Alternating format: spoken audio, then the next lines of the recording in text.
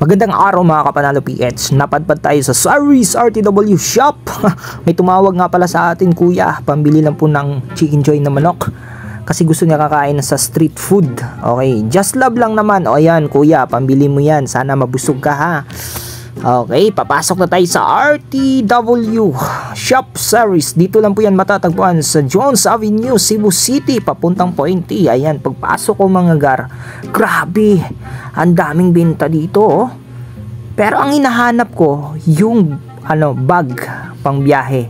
Pag nag-move it ako, o ano pa yung biyahe na ginagawa ko dito sa Cebu, ay may magamit ako. Kasi good quality talaga ang ukay, like original, 'di ba? Yung mga Lacoste, Lee, mga iba't ibang klase. Meron nga pala sila dito mga second hand na yung tawag rito, electric fan.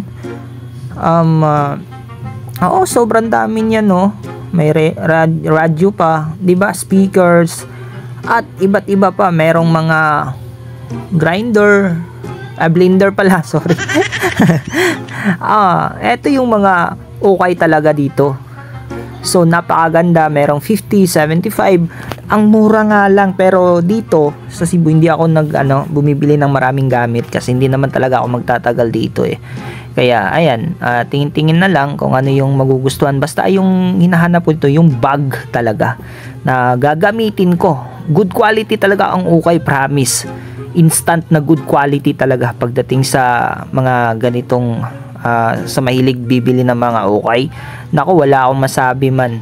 Kaya naghanap ako, hindi ako mapakali, kaya naghanap ako na nung nagbabantay para magtanong ako. Eto si Kuya Oscar, tinanong ko na, Kuya Oscar, kailan ba magbubukas ng may bag? Wala pa daw silang plano this week kasi ang daming binuksan nila ng mga bago. Ayan Celsius. Kaya lalabas tayo, bye!